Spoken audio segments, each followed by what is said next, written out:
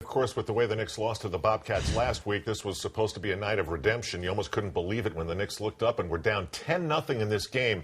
But Kelly, Carmelo Anthony's steal led to the first of what became many lobs, and the Knicks had a highlight reel happen in the first quarter. Yeah, you know, the Los Angeles Clippers are known as Lob City because of Blake Griffin, City. But I think the New York Knicks have now taken over that lead, and it showed in the first quarter and pretty much throughout the game. Iman Shumpert off a steal finds his teammate Landry Fields. Nice look there, and then Carmelo Anthony throws it up.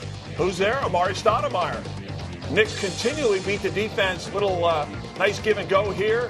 Tyson Chandler, Iman Shumpert, the Knicks were off and rolling, and that pretty much continued throughout the ball game. They were able to get lobs off of fast break opportunities or even in the half court on backdoor cuts. It's a whole lot of lob, Al. Yeah, there were a lot of, exactly what you said.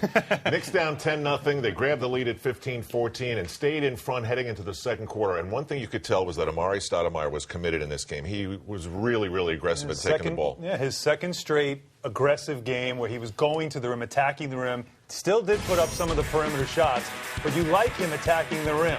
I mean, that's the most important thing. There's the tip, staying with it.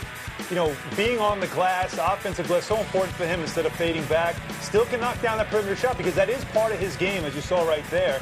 And then here's great ball movement, little pump fake, sets his feet, boom, knocks it down.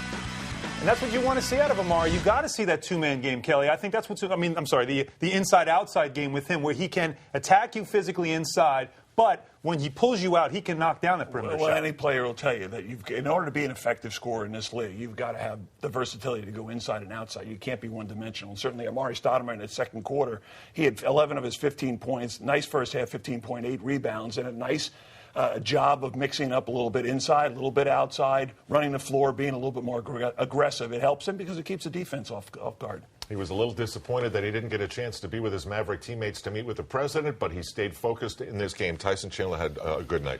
He had more than a good night. He had a great night. You know, and Tyson Chandler is starting to get more comfortable. I think he's starting to enjoy his time with the Knicks because, they're giving him an opportunity on offense, not just a defensive player. And Tyson Chandler, we know what he can do going to the basket on lobs and being strong. How about these types of numbers? 20 points, 13 rebounds, 3 steals, playing defense, and 3 block shots, which is what he's known for. And Tyson Chandler just continues to expand his game, does a nice job of keeping things level, I think, inside. You know, just keeping things, at a point where if he gets some nice baskets inside, if he gets some things going, I think his teammates start to reward him, and he's finding different ways to score, and now his scoring average is starting to go up. And those are high percentage shots, dunks, right? I mean, those are as high percentage as you get. And I think he's pretty good at that. Well, he's finishing not bad. But, again, his defensive presence, the pressure, he and Iman Shumpert, to me, kind of set the tone, I think, in this game. They played a little bit of that zone trap early on, and it changed the game, in my opinion. And I think Tyson had a lot to do with that. Even as a big man, you still can be part of a trap. He has long arms.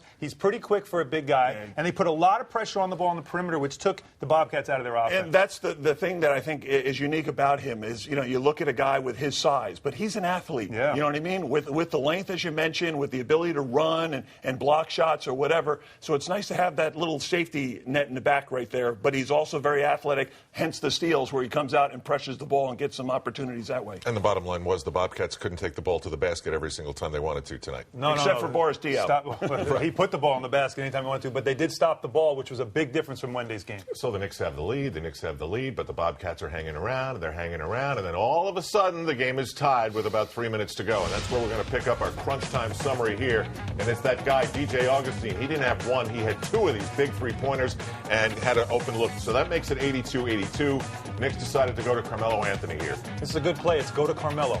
That play always works.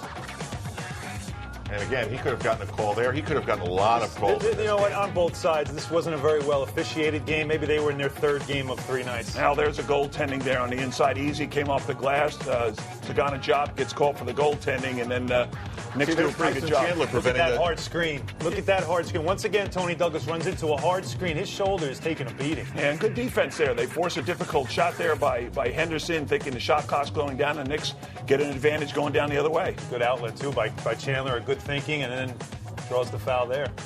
Yeah, but watch DJ. Now he had there's obviously a miss there, but DJ White I thought had a pretty good game, a good touch here. This is a crazy shot. Here's DJ Augustine, needs the 3. Look at his fadeaway into the bench, just knocks it down. What a game where you miss so many shots, and yet this is the one that goes in. Really didn't need the three, but this was a really good-looking three. Coming down, and Knicks get caught in a little bit of a trap. And Landry Fields has to decide between going to Boris Diaw, who also is a three-point shooter, or DJ Augustine tries to stop the ball. The pass is open for Augustine. He gets an opportunity to get a good look. Really similar to that game in Washington where Nick Young had that look as well. Exactly. A couple of stories in this game. The Knicks were only 1 of 10 from 3, but was 55% last week, 42% the Bobcats shoot in this game. The Knicks 4 points worse than that at 38%, and the bench was a major story. The Knicks only got 3 points off their bench.